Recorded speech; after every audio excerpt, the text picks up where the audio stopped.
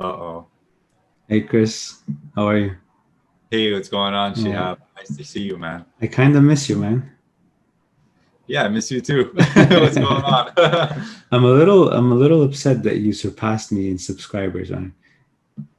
Why? Why you upset? Where are you at now? Almost 10,000 or like 9,500 or something? Somewhere like that, yeah. I guess the race to 10,000, you're winning for sure. It's all right. It's just a number after that. Then what's gonna happen after that, right?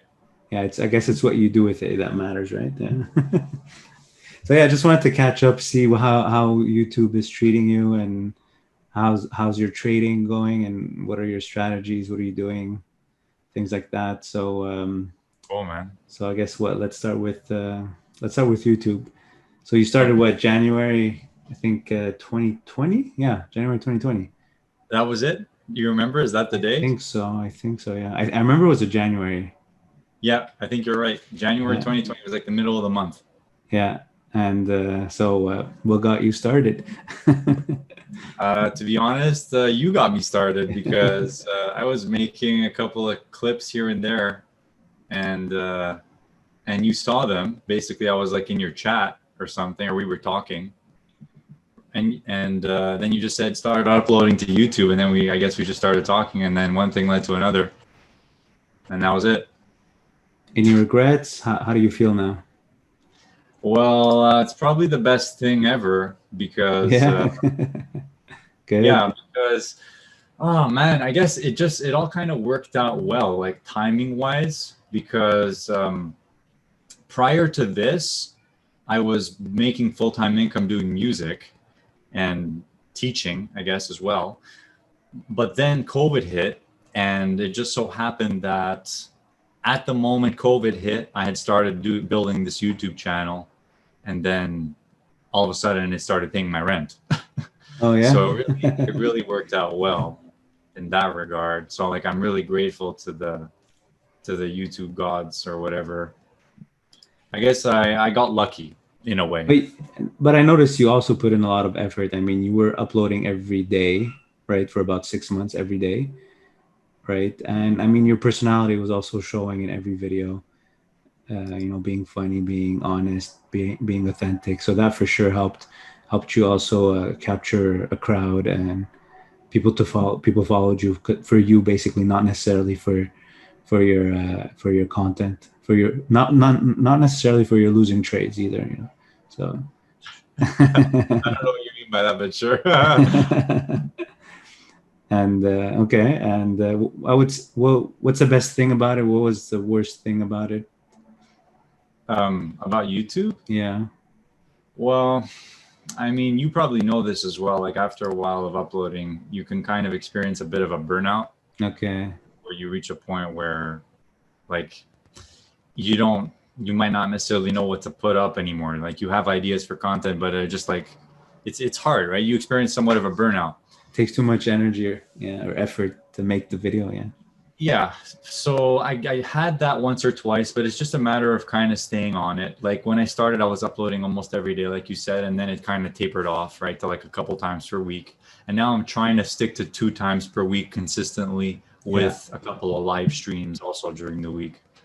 Yeah, I think what's more, I think the frequency doesn't matter. I think what matters most is consistency. Like just pick a schedule and commit to it.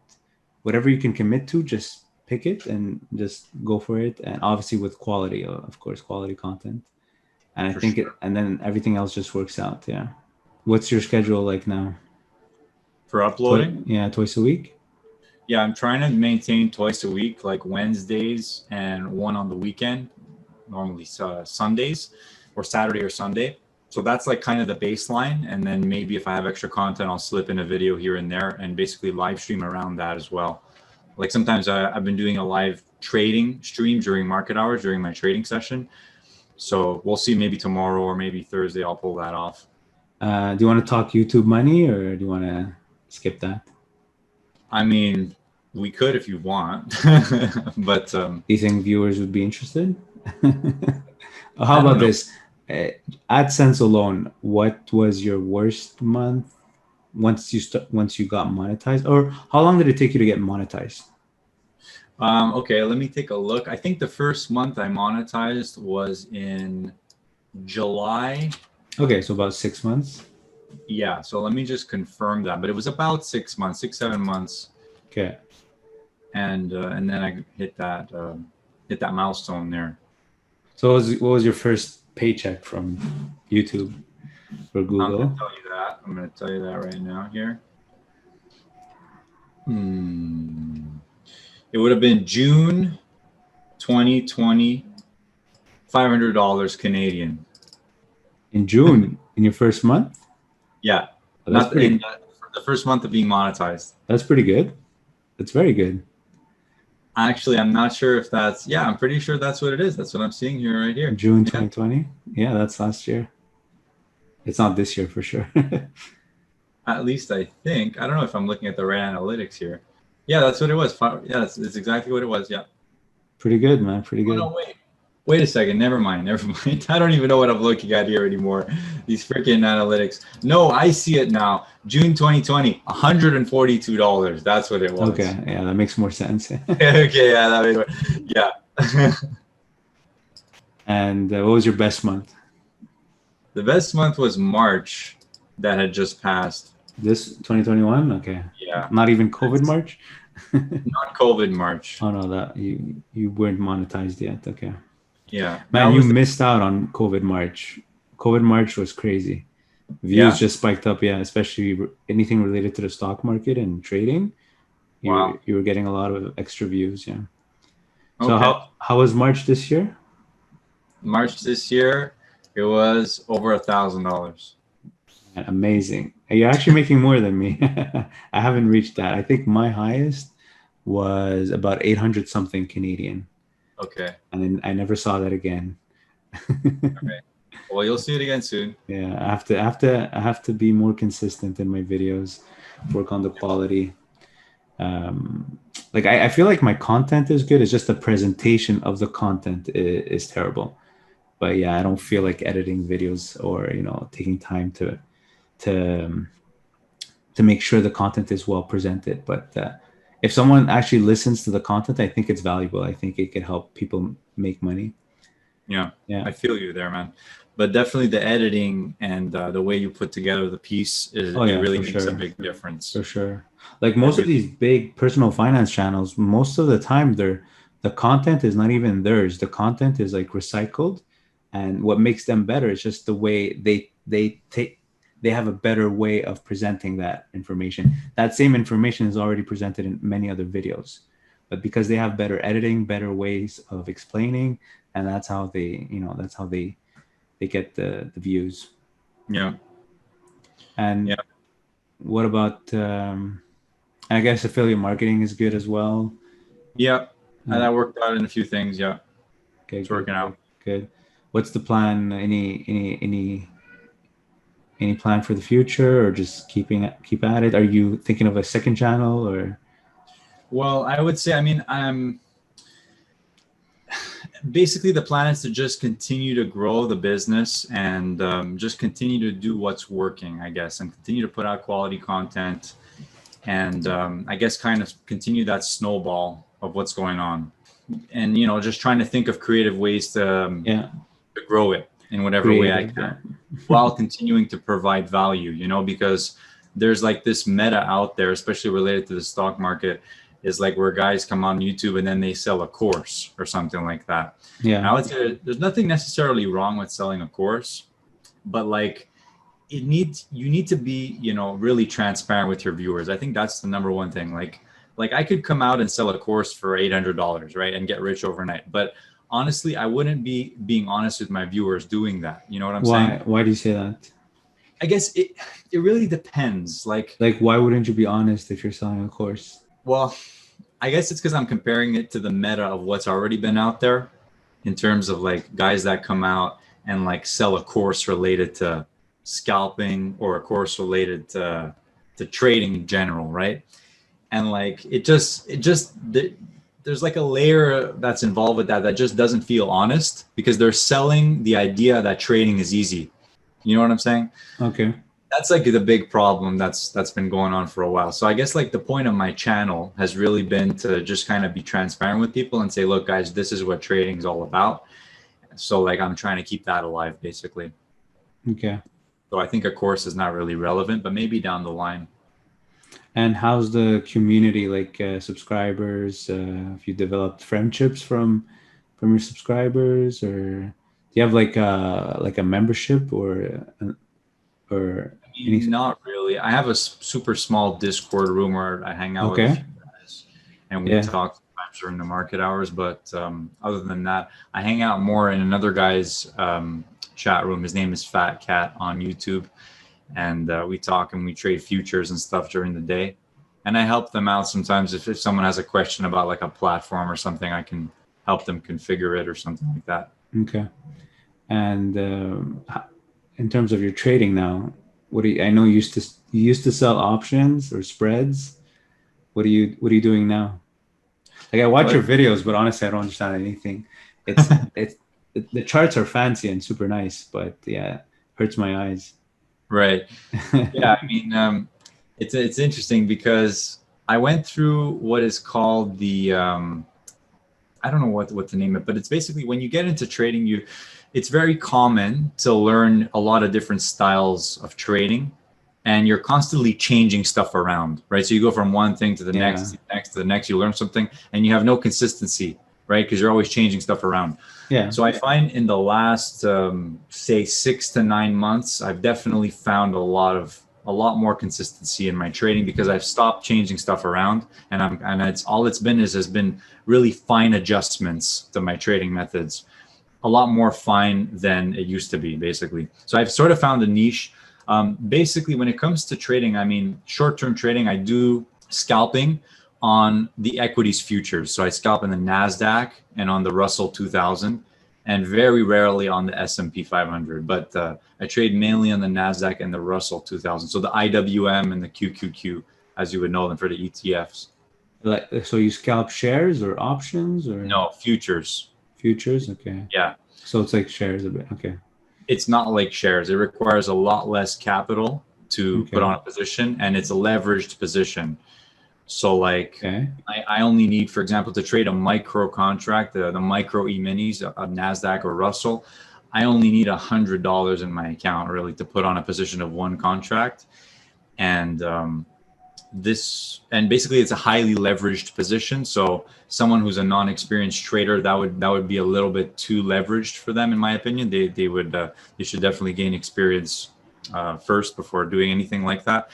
But yeah, so that's kind of how I do it right now, and I have a sort of niche approach of trading the market in a scalping sort of approach, very quick trades. So you buy and sell. So Yeah. it's not like options. It's not like you're selling theta or. No, it's very quick trades. Okay. So like if I can give you an example, it's basically trading whatever's happening right now. So like I'm able to see the context of the market. I want to give myself a good idea of the context of what's going on in the last in a 30-minute basis, and also right now what's been going on. So how I determine that is by looking at some of my tools that tell me where the market has last traded right now, basically. So often I'm looking for the market to present a very specific type of condition in my trading. I know I'm getting a little specific here.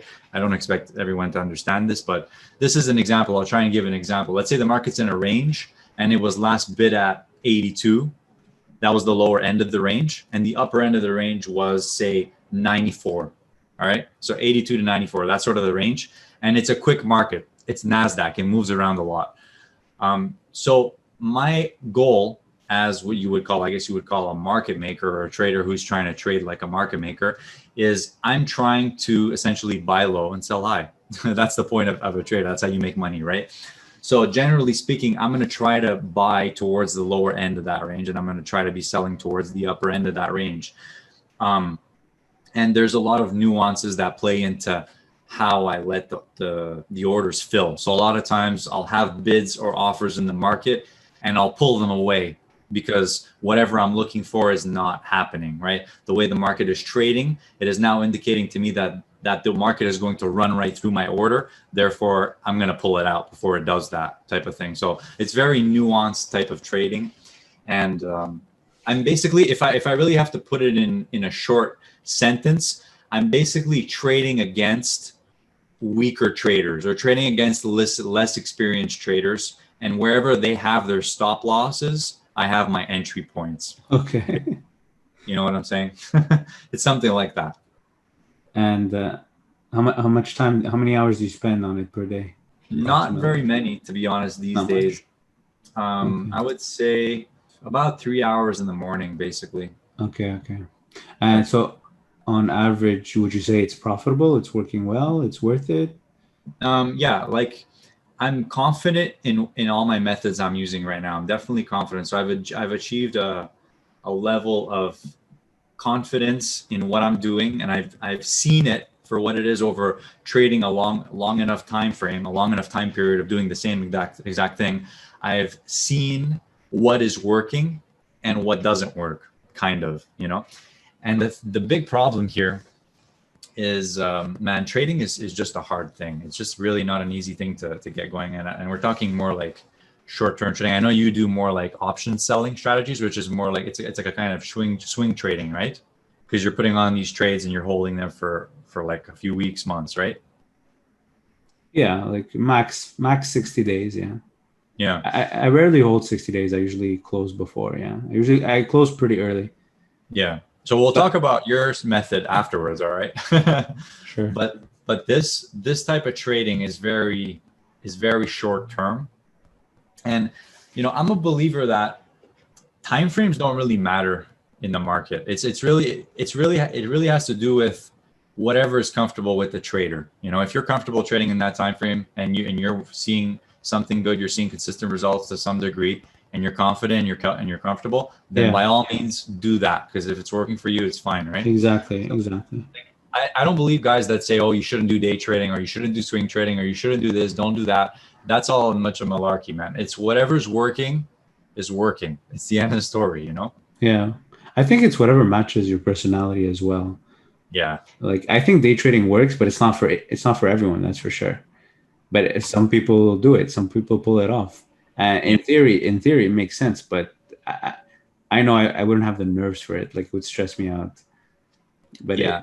the approach of day trading where it's like you still have to cap your loss. It's the risk is not the capital that you're using to buy. The risk is whatever you decide what your stop loss is. Basically, that's your risk. So it makes sense. And the idea is to win more times than you lose. And when you win more than when you lose. And it's just it becomes a probability game. But it's a matter of controlling. In real life, it's hard to take it's hard to confirm the loss or use a stop loss, because you're basically confirming that the trade is over. Some people, in reality, they'll hold on to the trade having hope that, okay, no, it's going to come back, but then just keeps going down, and you didn't respect your stop loss. So I think it is possible, but it's definitely not for me. And yeah, but that's why I like option selling. I mean, it's really not complicated. I spend not even 30 minutes a day on it, and I just, I sell. Now I'm focused more on puts. I remember I used to do put spreads, a lot of put spreads. So now I do naked puts now, and it's working well. It's working well, and if ever it's breached, I just roll it. So, for example, let's say, I don't know, Peloton. It's my favorite. Let's say it drops. Like there was. Remember, I don't know if you heard in the news, there was like a recall on the treadmills. It dropped from like 95 or something to 81. So when it dropped that much, I sold and it had earnings on top of that. I sold like a 75 put with 2 or 3 days remaining to expiry. I collected $1, I think, or $1 something. And that put wasn't even a good entry. I sold it for $1, let's say $1.50. And then that same day was worth $2.50. So I could have gotten a better entry. But still, what matters is I sold the 75 put. So what matters to me is that by expiry, Peloton is not below 75. And then after earnings, the stock went up a little bit. It was a little bit flat, went up. So that $1.50 put option was worth nothing after earnings. So, an easy 100 and, I don't know, $50 without having to guess direction, without having to get the perfect timing. You know what I mean? I sell a put, the stock can come down, it can stay flat, it can go up a little bit. I don't even have to know what it does. I don't even have to guess what it does. I don't have to use any technical analysis. And I give it some room to drop. And even if it drops, past my strike, there are ways to manage it by rolling it. So yeah, so to me, it makes sense. So that's the strategy that I'm going for right now. And like you said, if it works out, if you're comfortable with it, continue. I'm sure there are many other approaches that might be better, but yeah, that's what I'm comfortable with. And that's cool. That's cool. Thanks for sharing that. Well, it's like you said, it's really whatever works for you. Like it's something I guess that you've grown comfortable with over time, and just keep doing it. As long as it's working, milk it for all it's worth. Like sometimes I wonder if like buying and holding index or like SPY ETF, for example, if it's better than all this that we're doing, because we're spending a lot of time, like energy and effort, sort of trading, and if you just look at the SPY this year, it definitely surpasses. It definitely returned better gains than what we're doing with our trading. So sometimes I wonder. That makes sense, but I do think like, whatever you're doing, right? It doesn't matter what you're doing. I think the one really important thing is to not have all your eggs in one basket. Yeah. So like, as much as I engage in short-term trading activity, I have my methods of trading during the session.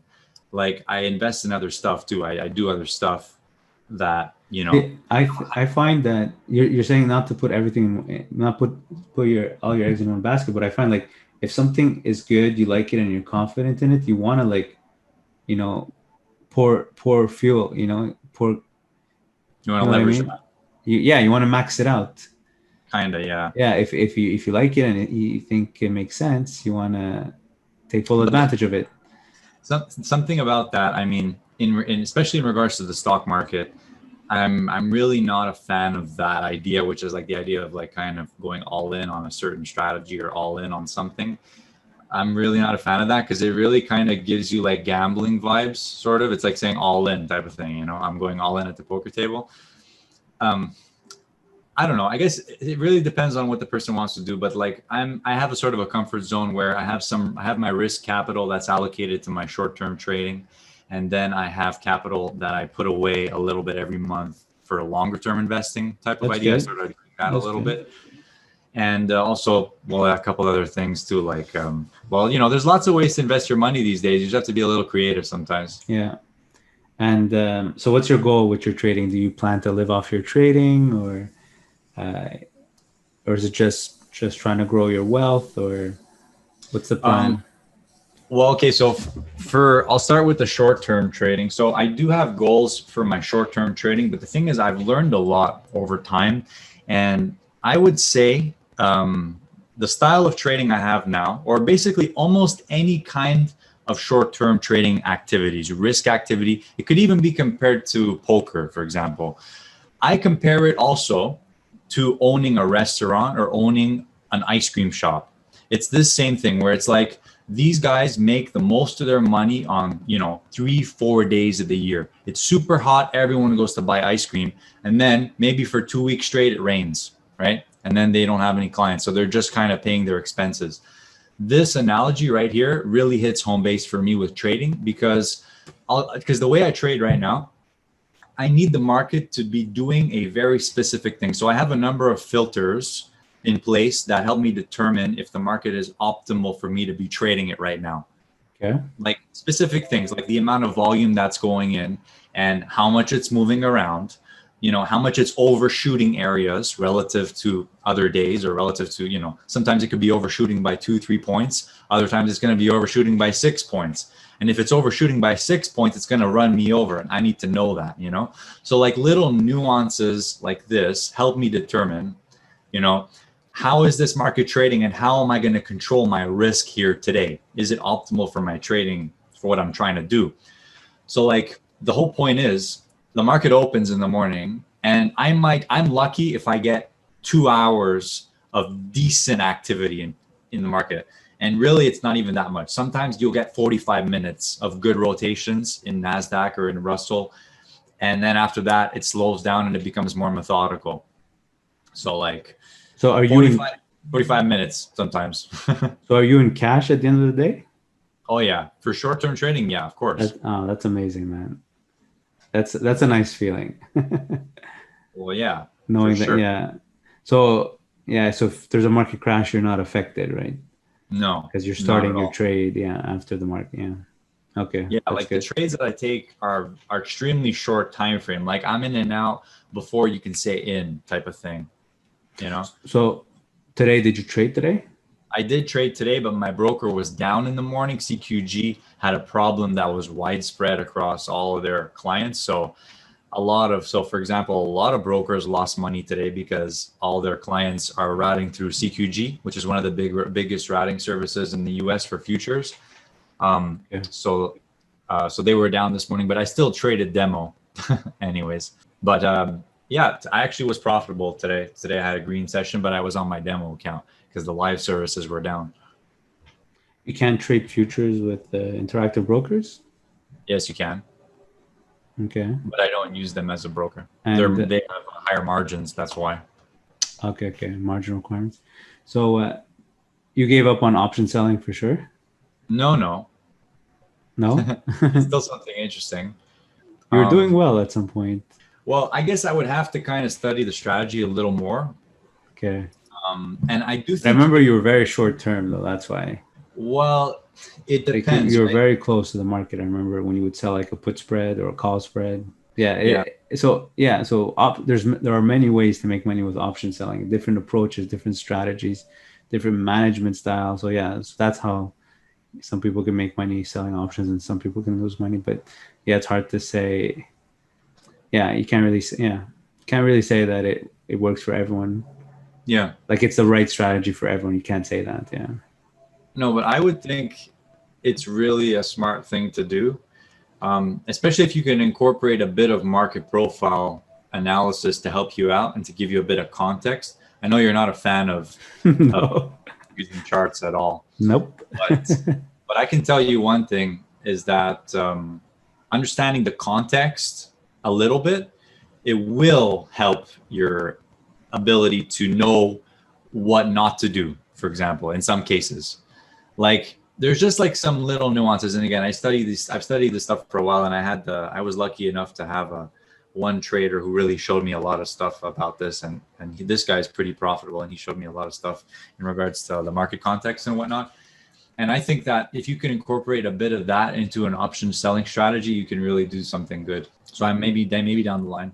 Okay. So you tell me about your option selling strategy then. I'm sure everyone wants to know. So yeah, so you probably remember I used to I play earnings a lot, right? I remember we had a Netflix Iron Condor together. Do you Okay. remember? Yeah. Remember those days? We were both profitable. So yeah, so I still play earnings, but I only play the put side. So I only sell put spreads or naked puts. I don't do call spreads anymore. So I've been tracking my trades on a spreadsheet, and since I've been tracking them, it helps me realize what works and what doesn't work. And I realized that I close too early instead of letting things ride to expiry. I close too early, so I miss out on profits. Plus, I pay commissions, Questrade commissions on top of that. So that wasn't helpful. And another thing is if I sell a put spread and it gets tested or breached, I used to sell a call spread against it to manage it. So by looking at my trade log, I realized that most of the time when I lose on the call side. And it's the call side that I used to mitigate a breached put spread. And if I had done nothing, that put spread would have been winner. So most of the time, over management is what makes me lose by either closing too early, taking small profits and closing too early, or selling a call spread against my breached put spread. So that's something that I improved is that I stopped selling call spreads against my put spreads. If I'm confident in the entry that I took in the put spread to begin with, then I won't sell a call spread against it. I'll just let it play out till expiry. And then if it's still in the money at expiry, then I will roll the put spread. Now, a put spread that is breached is hard to roll for a credit. So you'll have to add more risk by adding a contract to roll for a credit. Or sometimes I'll even turn a put spread into a naked put if I can afford it. Yeah, so that's what logging my trades allowed me to realize and improve. And also I started doing more naked puts. Since I've been doing naked puts, it's been much, much better, more profits, easier to manage. If breached, I can roll. And I still play earnings sometimes but because earnings, anything can happen. It's crazy.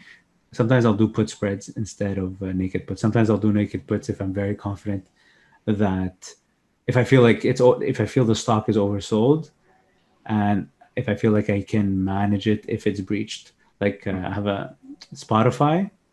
Spotify was trading at 290 before earnings. I sold a 260 put, so that's 30 points out of the money. And the stock ended up dropping below 260, but Right. I've been rolling it. So I still have the 260 put. Actually, I rolled it to 250. So that's what's great about naked puts is you can roll down the strike. You can roll down the strike for a credit, so you're making the trade safer while you wait for the stock to recover. So yeah, so Right. that's what I've been doing, and usually I wait for red days before entering a put spread. Since I only sell put spreads, I wait for red days to get in. So if you have a red day, your short strike is going to be further already from the normal trading price, so it's safer and you're collecting more premiums because the stock is down. So I usually Sure. wait for a red day before selling a put or a put spread, and most of the time they win. If not, I try to roll them. Okay. Like I had a put spread, like a stock Service Now, ticker NOW. Yep. It dropped after earnings. I didn't play it for earnings, but it dropped after earnings. So I sold a put spread after earnings on that stock.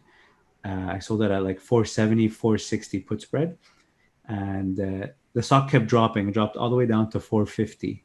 So my put spread was completely breached on the short strike and the long strike. I didn't do anything. So the old me would have sold a call spread, right, to mitigate. I didn't do anything. The stock eventually came back up, and it had a June 18 expiry. I think it closed at 533. Okay. So it totally came back up. So once again, if I had sold the call spread, I would have lost on the call spread. Yeah. But so I didn't do anything. But one problem though is I closed it too early. So I had sold it for $2. I closed it for $1.24. So it's still a profit of 75 cents. But if I had just held on to it till expiry, I would have made $2 full profit, right? Because it expired out of the money. So once again, another example where just doing nothing, sticking to your trade, trusting the trade, ends up being beneficial at the end. Sure. So yeah, but my concern though is if we get another March 2020, another COVID, that's what I'm scared of. It's like my Yeah. biggest fear. I had sleepless nights in March, man, 2 sleepless nights, and then the next day I just closed everything for a loss just because I couldn't handle it. Right. It was affecting my sleep and my stress. Yeah. It's pretty crazy. And because I had a bunch of put spreads. So now I'm always trying to think of a strategy that would allow me to handle another March 2020. If I feel I can handle March 2020 again, then I won't feel invincible, but I won't be afraid when I'm trading. So Yeah. that's what I always keep in mind is what's the strategy that would allow me to be protected in case of another March 2020. Sometimes I think that what if I just play earnings? Because earnings you play before the earnings announcement and you close the next day. So you're not in cash at the end of the day, but you're really just playing one day. And even during like a crash like March, earnings, a stock that has earnings might go up even if the whole market is crashing, Right. or it might just be flat. So you could still make money by trading earnings during a market crash. Mhm. So I don't know. Sometimes I feel like I should just play earnings just to avoid the crazy market volatility. And yeah, I don't I know. don't I know. mean, the way I see it is there's no perfect strategy. You So just again, keep it's improving. Yeah, yeah. Well, the thing is, you have to kind of apply the strategies that are relevant to what's going on now. So like that's why, and that's what kind of keeps me in line with stuff. But like for example, let's say you have an option selling strategy, and but you say that you're afraid of a crash. That's like it kind of doesn't go together because your strategy is meant to operate in a certain market environment. which is the environment of with the way the market is behaving, on a regular basis. When you have a crash like that, that's what you would call like an outlier event. Yeah. It's like not something that happens all the time. Exactly. Yeah. So you can't not trade just because of that. Yeah. But I have to make sure that if a crash does happen, I have a plan. So I try to leave a lot of buying power available so that I can roll a naked put, for example, so I can continue trading as well. Because when it's crashing, VIX is super high. So you want to continue selling options, because the best time to sell options is when VIX is high. So I think it's important to have buying power so that you can continue to sell, but also manage your existing trades. Yeah. But also the problem with that is that when the VIX is popping off, normally it continues to pop off. Yeah, it depends. Yeah. Like sometimes, again, if you look at it historically, you can see it has those massive run-ups when the S&P crashes. Normally, it rebounds immediately, but like and every now and then you'll get an outlier event where it doesn't, and that's the scary thing, I imagine. Yeah, for sure. Yeah. Do you think we could have another March 2020? I think anything is possible at any moment. I always have like that. That's the card that I always remind myself of, is that literally anything is possible in life at any moment, but not everything is probable.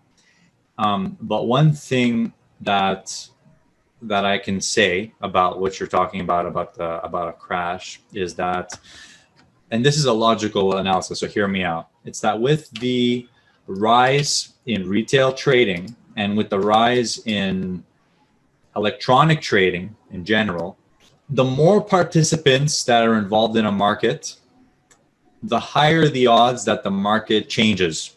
And so what can happen is you can get these crazy, I guess, movements that occur, these crazy one-sided movements, basically. And again, and it depends on a lot of factors. There's a lot of factors that play into it. But the one most recent example I could think of is the crypto markets.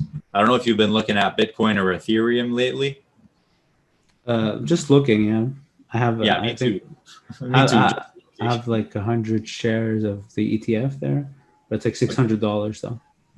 Yeah, but like I get a lot of questions about this where people ask, what do you think of Ethereum? And the way I feel about Ethereum and these Bitcoin and these crypto markets is that I just find the liquidity is so thin that it allows these big crazy moves to happen easier. So like what happens is, because the liquidity is thin, in the sense that there's not a lot of it's not like, for example, if you look at the S&P 500 futures, okay, you have hundreds and hundreds, thousands of contracts are willing to bid at every price. Not at every price. There's hundreds at every price. Okay. You know what I mean by that? So like at 29 and a quarter, 29 and a half, 29.75, those are 4 different prices. Each price has 200 contracts that people want to buy at those prices. Okay. So in order for the market to move through those prices, someone needs to sell like 500, 600 contracts. Okay. If you look at the notional value of those contracts, each S&P contract is a notional value of around 200,000 or more. So it takes money to move that market. That's what I'm trying to say. If you look at Ethereum or Bitcoin, these are much thinner markets. And I haven't looked at the order book or whatnot, but what I can see just by looking at how these markets trade is that the liquidity is very thin. So like, if you look at what happened to Ethereum, on these days late in May here, where you see the market drop 2,000 points in one trading session, and that's half the value of Ethereum, that's insane. That's like just not normal. But it happens because of a news reaction, and everybody pulls out their orders all at the same time, and the market just can't find any bid. Okay. And that could happen to the S&P too, if there's one of these black swan events again. Yeah. It's pretty crazy to think about. I mean, were you looking at the markets last week during the Fed announcement? It almost felt a little like that at one point with the S&P. I wasn't trading it, but I was just watching. Yeah, it dropped hard, but then it came back up as if nothing happened. But then Friday end of day was weird. Friday end of day took a big drop, and then Sunday night futures were down a lot, and then Monday they were up. I think it was down. The Dow was down like over 200 points. The futures on Sunday, and then Monday it was up 200. So that's a 400 point swing from Sunday to Monday morning. I don't know. They moved it. And then during the trading hours, SPY closed at almost 421. I think it was. It started the day at 416, closed at 420. So once again, a put spread would have won. That's why you got to sell put spreads, and they win more often. But you just have to have a plan in case they get breached. I don't know. What I've noticed about these markets is that they've, especially the NASDAQ and the S&P, because I trade more of the NASDAQ, and there's a lot of these one-sided movements. And also, I don't know, it's kind of weird sometimes to these markets. So, you know when a market goes up and it keeps going up and it just doesn't stop? Or the opposite, it just keeps going down and it doesn't stop? Okay. Yeah, that's something that happens a lot these days. Okay. So like that's why I try to stay away from getting in front of markets that do that. And I think this is a mistake that a lot of newer traders make. It's that they want to sell a market when it's going up because they think it's too high. Very common thing. And I don't know where I was going with that, but yeah, basically I try to stay with the most recent momentum when I'm trading. That's it. Okay. I try to go against the trend. Yeah. Yeah. Be careful. Yeah, it is dangerous sometimes. Yeah. So you said when you sell a put, you wait for a red day. Mm-hmm. What do you mean by a red day? Do you mean like the morning the market opens and the stock's red off of the open, or on the close is it red? What do you mean by a red anything, day? anything.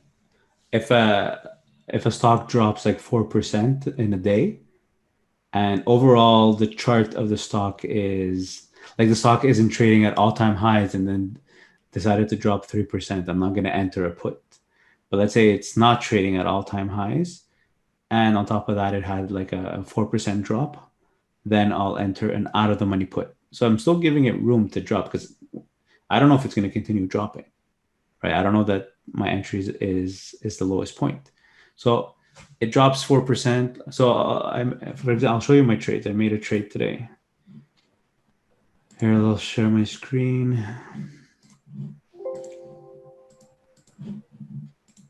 Trades. Zoom. Share screen. All right, you see my spreadsheet here? Okay. So I don't know, let's look at an example. Peloton is a trade that I made today. So Peloton dropped about, I think, 3% today. So I sold the 90 put at for August 20th expiry, so 60 days to go, for $3.50. So I collected $350 in my account. And all I need now is for Peloton to stay above 90 by August 20th. But most likely what's going to happen is as time goes by, this put option is going to be worth less than $3.50. I'm going to buy it back. It actually closed. I could have closed it today for $2.70. So that would have been about $80 profit already in just one day. Gross profit, not including commissions. So right. it already decayed, or not decayed, because I think Peloton went back up again afterwards. So, but I'll just hold on to it maybe a week or two, and maybe I'll try to close it for $2.50. So that's a $1 profit. Right. And if you look at the chart for Peloton. So now I have a question. So now, what if, for example, you're getting tested now within a week or two here? You're getting tested. I'm not going to do anything. I'm not sure if it's the right approach, but I'm not going to do anything. I'm just going to hold on to it. I'm going to wait till expiry, see what happens. It could even get breached and I won't do anything. So it could go to 85, 80.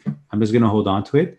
When there's no more extrinsic value left in the put option, I'm going to roll it, because if there's no more extrinsic value, I could get assigned early. I could get the shares assigned early. So I want to avoid early assignment. So I'll only roll it when there's no more extrinsic value left in the option. So that's going to happen if it's deep in the money and if it's close to expiry. Because there's still 60 days to go, even if it's tested or breached, I'm not going to do anything. And most of the time what happens is that it comes back up. It just, if it's tested, that means my entry wasn't good, and it just means I'm going to have to wait longer before I can close it for a profit. But like I said, it's already showing a profit today, but not enough to close, but already showing a profit. Same thing today. Pinterest dropped, I think, 4%. Pinterest, here, let's look. So see, Peloton's at 108 right now. I have a 90 put for August. if we look back at in the last 6 months, you see the 52-week high was 171, and I'm selling a 90 put. And 52-week low was 52. And let's look at the past month. You see it's all over the place, but yeah, you can see that when it drops, like it drops to 103. The lowest it was in the past month was about 81, and that was because of the treadmill recall, and the stock just went up as if nothing happened. It even, as you can see, it's at 108 right now. So yeah, that's really basically that's it. So I'm still giving myself room for the stock to drop. The stock still has about 18 points that it can drop, and my break even really is 90 minus $3.50. Right. So my break even is 86.5 really. I did have one last question with that. How did you determine the 90 strike, or Okay. what, like you use like a standard deviation? No, yeah. So I usually just go at expected move, around expected move, and I usually pick the strike that gives me enough premiums for the trade to be worth it. But yeah, I usually go at expected move. So expected move, you mean the implied volatility of that option? Yeah. Right? So I look at the at the money straddle of Peloton. So if I go to options here, and I had the August 20th. So I'll look at the at the money straddle of Peloton. So if you look at the 108 strike, so the closest thing is what, 110. So the expected move for August is about 8 plus 10. So it's about $18, which puts that. So that's why I picked the short strike of 90. 108 minus 18 is 90. But sometimes I'll be a little bit lower. Sometimes I'll be a little bit higher as well. But as long as I can collect decent premiums at the expected move, then I'll take the trade. Let's say the 90 strike was trading for $1. I probably wouldn't take it. For 60 days, taking $1 on a 90 strike, I wouldn't do it. And also, another reason I picked the 90 strike is because looking back in the past month, I know the lowest price was 81, and that was because of really bad news. So I felt like 90 was safe, and even if it drops to 81, 90 is still safe to me, even if it's trading at 81. So that's another reason I picked the 90 strike. Yeah, that's interesting. Yeah, I know a lot of traders. Well, one way of looking at that, doing the same thing that you just did, is by using just looking at the actual implied volatility of that option, and using that as your figure of determining where you're gonna sell the option strike as well. And also it helps traders determine if they think that option is overpriced or underpriced. For example, let's say the implied volatility is IV rank, yeah, or something. Let's say it's 2%, not the IV rank, the actual implied volatility of that option. Like, yeah, what the premium of that option is, not in dollars, but in implied volatility percentile. Yeah. Like, let's say it's 2% or whatever. Yeah, but that's too low. Yeah. But let's say that's what it is. Let's say it's 2%. That means that by the expiry of that option, this option is expecting that the stock is going to move roughly 2% up or down. So you can say, is this reasonable? Do I think the stock is going to move more than 2%? If yes, then you might want to buy that option. If no, then you probably want to sell it. That's a good point. Yeah, that's correct. That's one thing I would use if I was selling an option or trading options. Options are tricky, man. You know, Tom Sosnoff agreed to a one-on-one chat. Oh, that's cool. Yeah. Do you have any questions for him? Not really. Not really. I mean, he did a lot of crazy, cool stuff. I mean, he started TD Ameritrade. He started what's the platform? Thinkorswim. Yeah. There you go. And he sold it to TD Ameritrade. That's just some boss moves. Yeah, and he also sold the company called IG bought Tasty Trade or Tasty Works. Yep. And IG was it $1 billion? I think $1 billion or half a billion. But he's a multimillionaire for sure. And he also started the small exchange, or he has something to do with the small exchange. Okay, I'm not sure. Have you heard of them? Nope. It's a futures exchange. They're based in Chicago, and they're coming out with futures products, but they're smaller size. They're targeted more towards retail customers with smaller accounts, and they're pretty innovative. Yeah, and he was a market maker with Tony.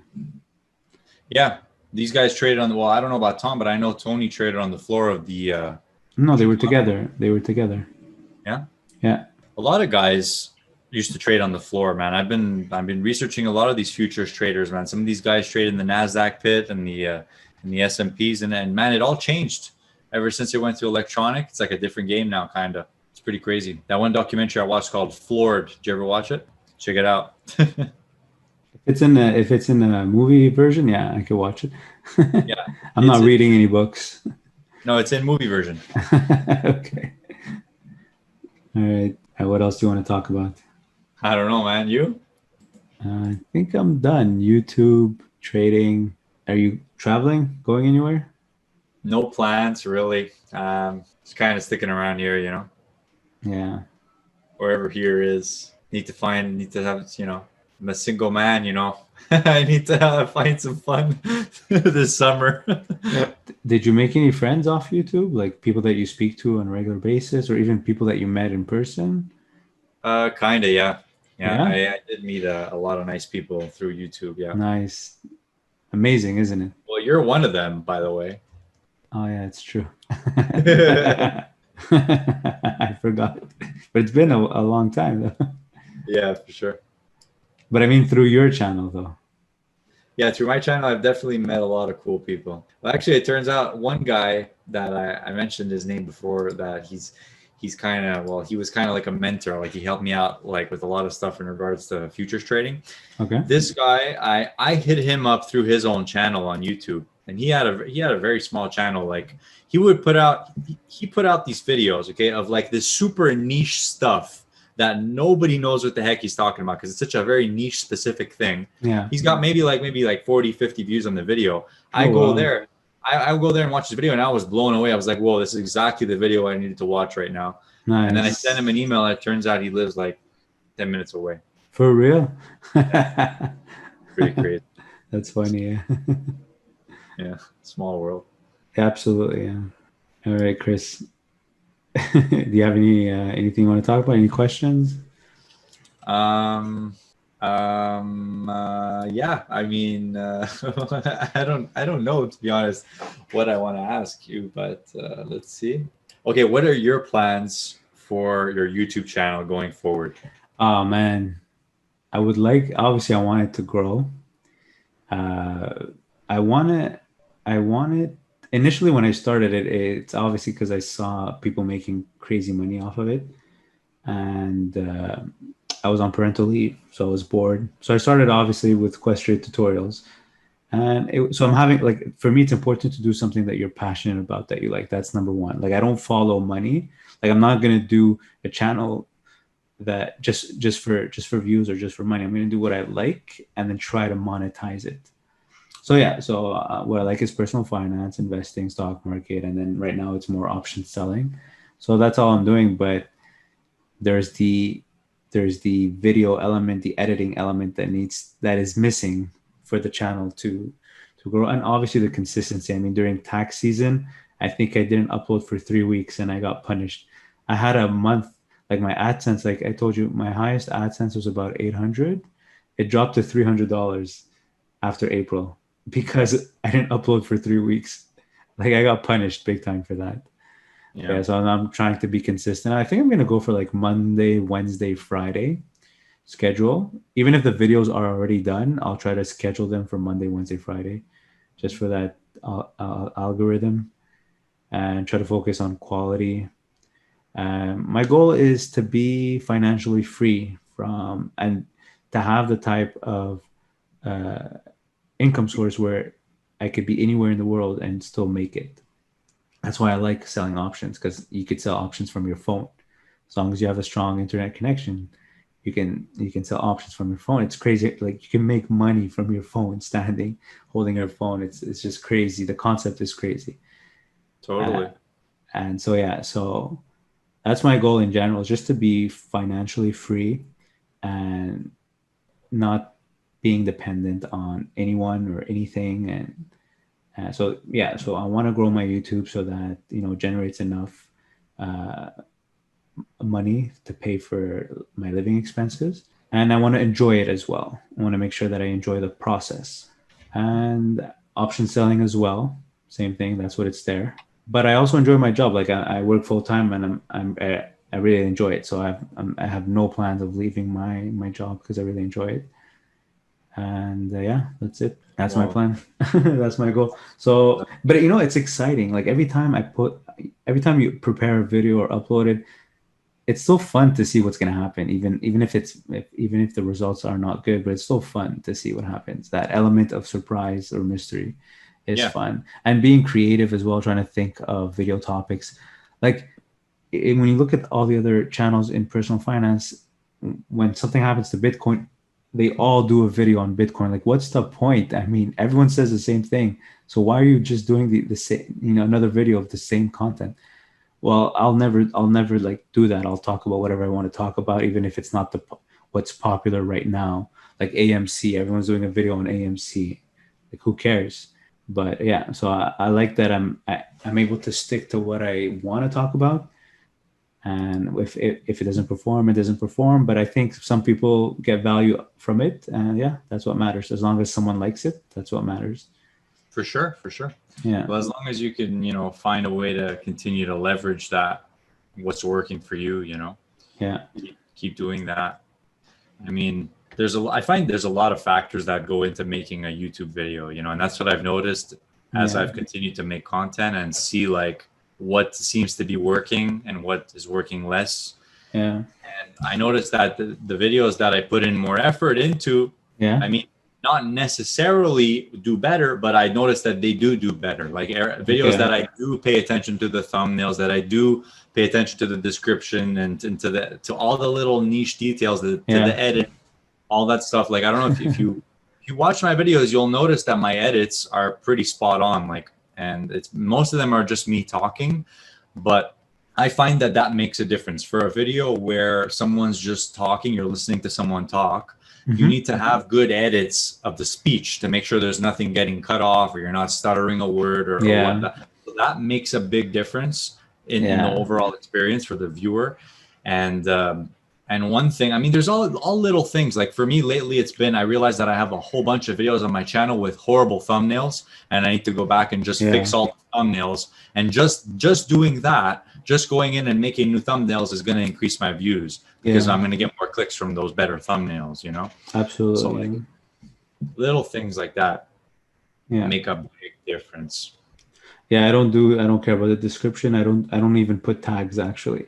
I pick my thumbnail and I pick my title, but I don't care about tags or description. And description is important, according to Nick Nimmin and these YouTube. I know what needs to be done, but I just can't do it. So whatever. Yes, you can. No, I mean, I can't put the time in it for sure. It takes too much time. It does, yeah. So I'd rather focus on video ideas, like good topics, and just the content itself. But in the presentation, it's not going to be a popular video. Who cares? But at least it's going to be a valuable video. Yeah. You know, it's crazy when you think of it, like, but there's a lot of good examples of content creators out there that you can learn from watching, you know? Yeah. No, like I said, I know what needs to be done, but I just can't do it. Like in theory, I know what needs to be done, but in practice, I just can't do it. Yeah, I get you. Yeah. I watch a lot of videos and I have good examples, but I like this guy. He like does videos about options. I think his channel's called In the Money. He's pretty good. Like he has a good way of presenting his information. Cool. He's got a sense of humor too.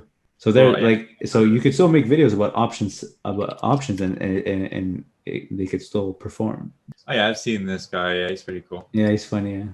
He's got this cool pad though. Like he writes and he can share it. Do you know where to get that? What's that? He writes like on a pad, and it's on his video. Okay, I don't know. Do you know that technology?